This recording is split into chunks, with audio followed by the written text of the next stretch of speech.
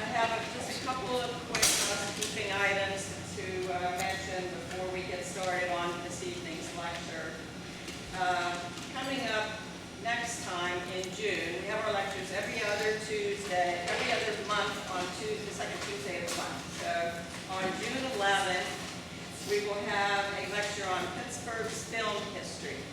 We have a gentleman who's written a book about the TV shows and the movies that have been filmed in and around the Pittsburgh area, including some of the local films that have been shot in this local area. And he says he's going to talk about zombies and filming locations and Fred Rogers and George Romero, so it should be a fun evening. Then 2 months from then, in August, on August 13th, we have a gentleman coming who is a fourth-generation member of the Kennywood family, of Kennywood car fame. And he's going to come and talk about the history of Kennywood Park.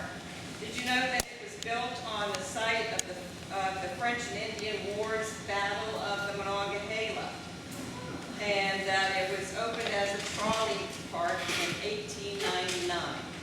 So we should have some interesting facts about Kennywood Park for all of us. Now, as a lot of you already know, our Historical Society is currently located on Camp Horn Road in a very tiny office, and we have the opportunity, thanks to Lynn Evans, to move our office to the former Elsie building here just a block away in Ben Avon on the main street.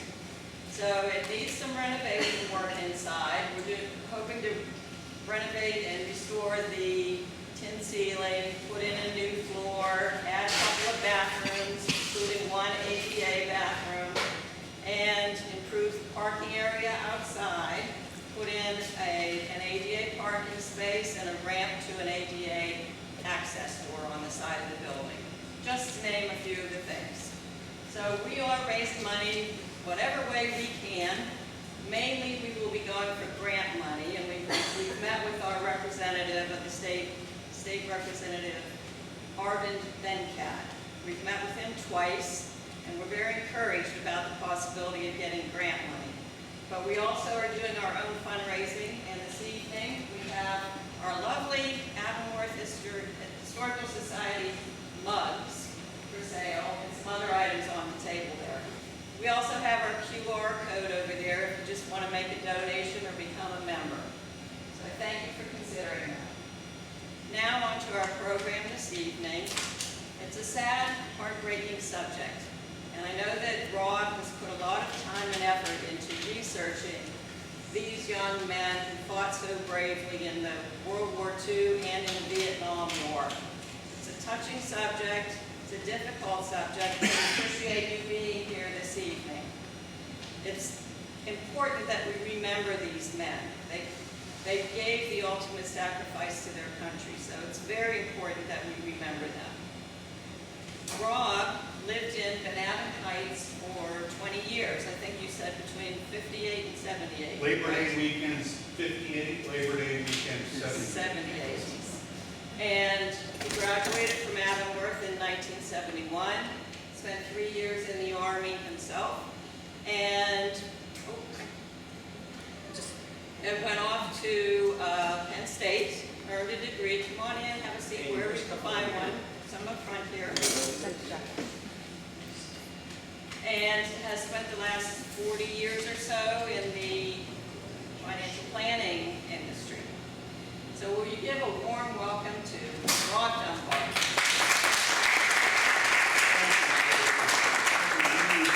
As I said, I did grow up here, and I spent, wait a minute, we're having,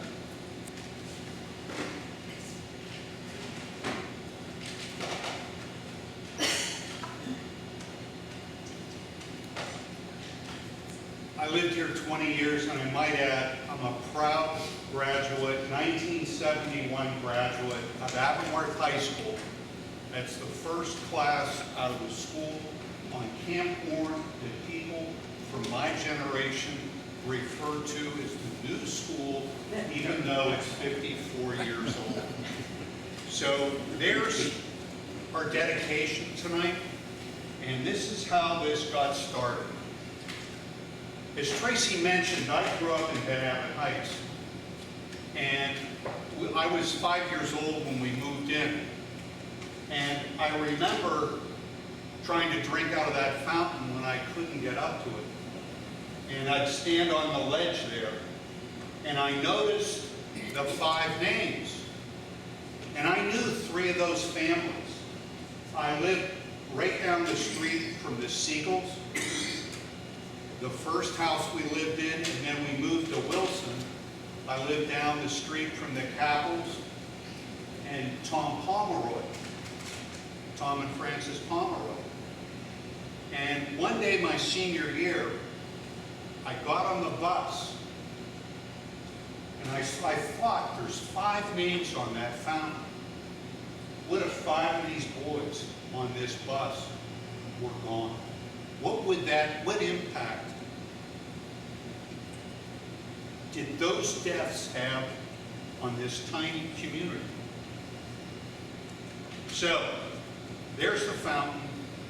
There's a plaque on the other side. It honors everybody who's been in the service pretty much. And then the little plaque is for when it was rebuilt and rededicated. Now, I went around to the boroughs in the Avonworth community to see what they did. So this is at Mount Nebo Presbyterian Church. And fortunately, I got a nice day to take these pictures. And this is a memorial to all those who have served, and they have little medallions for the Army, the Navy, the Marine Corps, and the Air Force. Now, I went over to Ohio Township Park, and they have a stone there for those who died in World War I and World War II. They have no names on it. And I drove around the loop, and I saw this. And this is a memorial for David Holman's son. And he was killed in Afghanistan. He was in a bomb squad, and he was defusing something, and he died. He was to come home in about 2 weeks. But he was in the 80s, he'd been in the 82nd Airborne. He was a member of the Golden Knights, which is the Army's skydiving team. And it is the best skydiving team in the world. And I was a paratrooper. I've seen those guys perform. They're unbelievable. So I have a lot of admiration and respect for him. So then I went down to Emsworth. And Emsworth has a little plaza there. And these are plaques, all the names, World War I on the left and World War II on the right. There's little stars to the right of their names. Those are people that died. Now, you can't see it, but on the upper left, there are 4 women, and there's little crosses next to their names. They were nurses in World War I. And they have another plaque, series of plaques. This one kind of covers Vietnam and the Iraq wars, and this mentions the 3 guys that died in the Gulf Wars. So driving down the street, I pulled over to photograph one of the banners. Emsworth has banners on the telephone poles. People from World War II, Korea, Vietnam, and Patrick Kenny. He was killed in Iraqi freedom. Good-looking Marine. They named the old football field after him. So then I went down to Ben Avon, and similar, they have a monument for World War I on your left, World War II on your right. So, I did a little statistical analysis of this. And you can see that Ben Avon Heights lost 5. 2 of them were missing in action. 3 are killed in action. Their 1940 census, 393 people. they lost 1.27% of their total population. Now, if you double that, you get a rough estimate of the males that died, about 2.5%. Now, you could do that math in 1940 because we only had 2 genders in 1940. But we've changed all that. Ben Avon had 319 that are, when I say served, those are the ones on the plaque, okay? 13 were killed. 4% of those who served died, 0.52% of the total population. Going to Avonworth, 336 are on the plaque. 12 were killed. 3.5% of those who served, 0.43 of total population. So Ben Avon Heights statistically took it pretty tough. Now, the first one to die was Robert Dunn. I don't know much about him. I know they called him Tootie. I heard this from Robert Mowry, my dentist, the late Robert Mowry. He lived on Canterbury Road. Now, Dunn got his pilot's wings in August of 1941. He is then assigned to Wheeler Field in Oahu, Hawaii.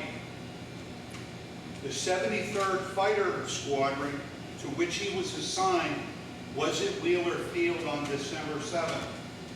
Most of their P-40 Warhawks were destroyed on the ground. That's a P-40 Warhawk. I don't know, these were the same planes the Flying Tigers used. I don't know if his had the shark's teeth. Not everybody painted those, but I gave him that. In June, after the Battle of Midway, they transferred the 73rd Fighter Squadron to Midway Island, right after the Battle of Midway. And he is missing in action on April 9th, 1943. Now, I did some work on the 73rd Fighter Squadron. All their men, they had no KIAs, they were all MIAs. So they all went down over the Pacific. Now, he was stationed in Hawaii when he was lost. So they would be flying, just training, but flying in those days was very dangerous. It was very dangerous. So he was the first to die. The second one, and this is, you know, there's no cross. So this is a certificate that you can print off the American Battlefield Monuments Commission. If you're buried in a military cemetery or you're missing in action in World War II, your name's there. If they brought you home, your name's not going to be there. Now, his name is now on the tablets of the missing at the punch bowl. And when you know, in the Vietnam War, we heard a lot about MIAs. And we found a lot of them. But there's if you ever go to Battery Park in New York City, they have the tablets of the missing for those missing over the Atlantic. There are hundreds. If you go to any of these cemeteries, I've been to 2 of them. I've been to Margraten in Holland. I've been to Colville, which was where they, in the beginning of Saving Private Ryan, there's hundreds of names that are missing.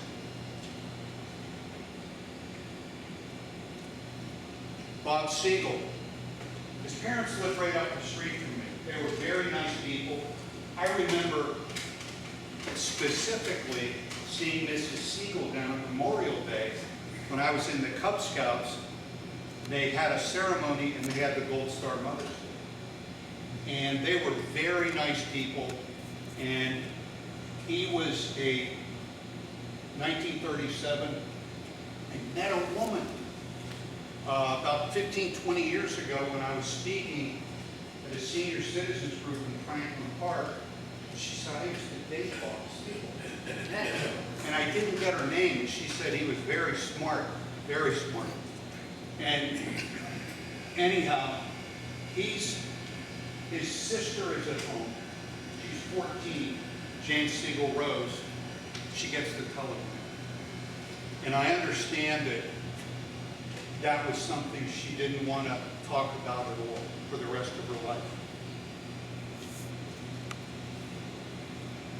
That's where they live. That building in the background is the original Shanapatuck. Okay? I'm going to walk around so I don't block the same people. My wife kind of indicated on me. So, Siegel was a navigator on a B-24. He was flying out of Guatemala, probably running anti-submarine patrols over the Pacific in that area. And I checked 45th Bomber Squadron. There are 9 other guys on that plane. They're all missing on the same day. If you went down in the Pacific, you had a 90% chance of not being picked up.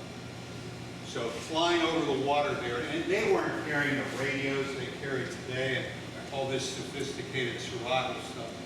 There's his certificate, and now you can't see this, but this was in a 1937 yearbook. It says, "To marry with love." And Tracy and I looked through the yearbooks. There were about 6 marries in the class. So I wonder if that lady I met was married. But he obviously had a thing for her.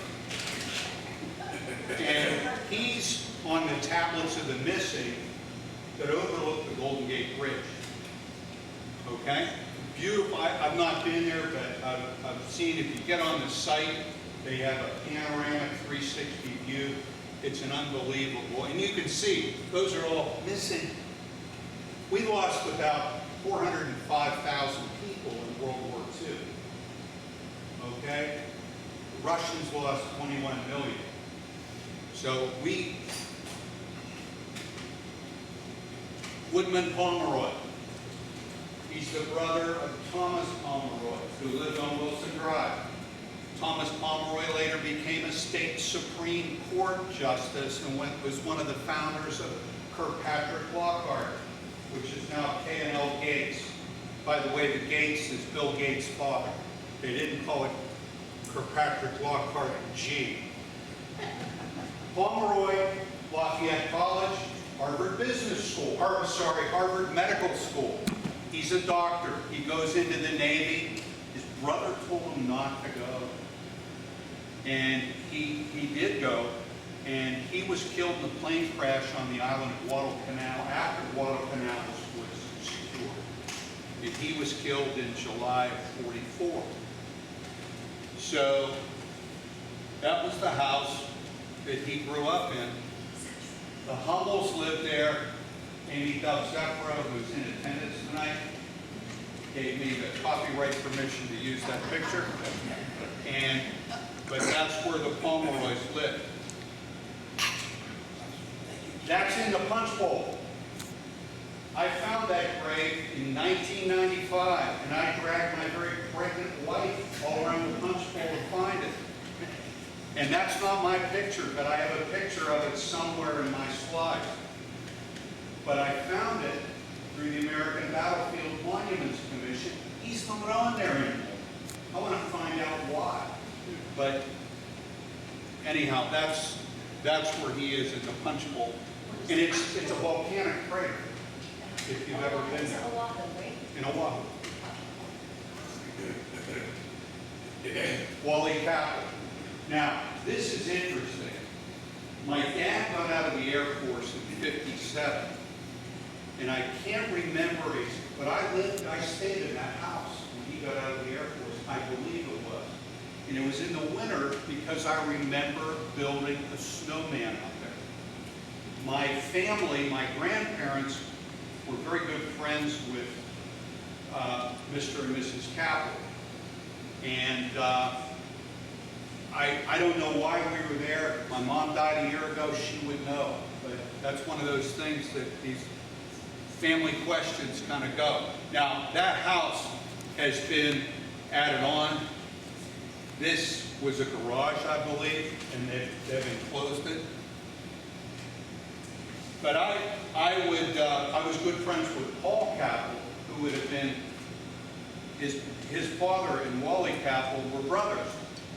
And we spent a lot of time over there, and I remember when you'd walk in the front hall, to the left was the living room, and on the far wall was an oil portrait of Wally Kappel in uniform. And I wondered what happened to that portrait. Now, this is a picture of Wally and his mother when he was about 14. Now, his father, William Kappel, started the Kappel's jewelry stores. And I was told that all the children were born at home.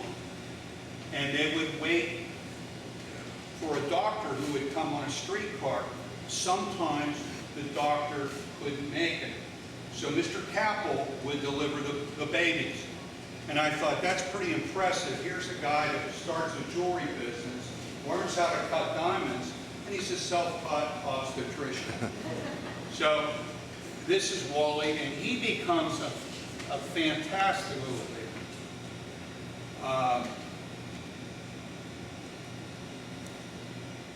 He becomes a fantastic golfer. And there he is with his father in uniform. But he gets his first hole-in-one on number 17 at Champion at age 13. Twice he wins the Western PA Junior Golf Championship. One other guy that did that twice was some kid named Arnold Palmer from Latrobe. I wonder whatever became of him. So Wally, he goes to Penn State. I was a student up at Penn State, and in 1975 I was at a party at the SAE house, and I see this plaque, and it really surprised me, and I said to the guy, I said, you know, I knew this family, the Kappels. So about a month ago, I called the SAE fraternity. That guy got me that plaque immediately. I really appreciate it. All these folks were so responsive. What does it say about the plaque? It just has a list of 6 SAE members that died in World War II. Now, Wally goes to Penn State. He's at Avonworth. He transfers, he's at Avonworth up through and including his sophomore year. And he plays football at Avonworth, and he golfs, and then he goes to Shadeside Academy, graduates, starts Penn State, joins ROTC. He's on the varsity golf staff, or golf team. Now, until next September, they're at the Penn State Sports Museum in Beaver Stadium. There's a picture of him. They're featuring World War II athletes. And I talked to the Penn State people. They got me a picture. For whatever reason, I didn't put it. It's not a real good. But there's a picture of him. But this is Wally in his uniform. I can tell by the shoulder patch, he's not with his division. It's a Continental Army patch. And he's a second lieutenant commissioned in the infantry. And February 45, he ships overseas, and he's part of the AmeriCal division. And he, 182nd Infantry, Company C, 182nd Infantry Regiment, AmeriCal division. He's involved in the amphibious landing at Cebu, C-E-B-U, and it's sometimes pronounced Cebu. I really don't know how they pronounce it. But anyhow, they land there. The beach, they're definitely opposed when they loop around Cebu City. They get up in the hills. He's killed on April 11th, 45. He's the last Ben Avon Heights man to die in World War II.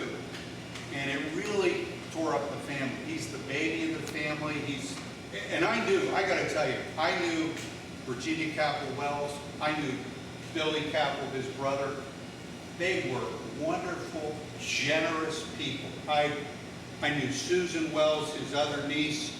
Paul Kappel and I were great friends. I have very fond memories of them. And I'm sure it was horrible for the family. So he's buried in Uniondale. Buried in Uniondale. And he's brought home a couple of years later. Now why did some people come home and why did some people stay in the cemetery? Family choice. The government would either send you over to see the graves or they would bring the body home. And they would bury them in temporary cemeteries immediately and then move them to the permanent ones when they were designed and built. I've been to 2 of them. They would, Oakmont Golf Course, wish they had greens that look like the cemeteries. They're very, and of course, Northern Europe is a great place to grow turf. It's wonderful weather. But that's his grave in Uniondale. I don't know how I missed this, but there was a dentist from Ben Avon, Dell. He's killed in May of '43. I thought I had him loaded on there. And I found out he's in Uniondale. And he was a dentist, practiced in Bellevue, okay? Lived on 7 Wilson. I lived on 11. But there is no 7 Wilson. There's a 1 Wilson, and it's a new ranch house where when I was a kid, the Spawns lived.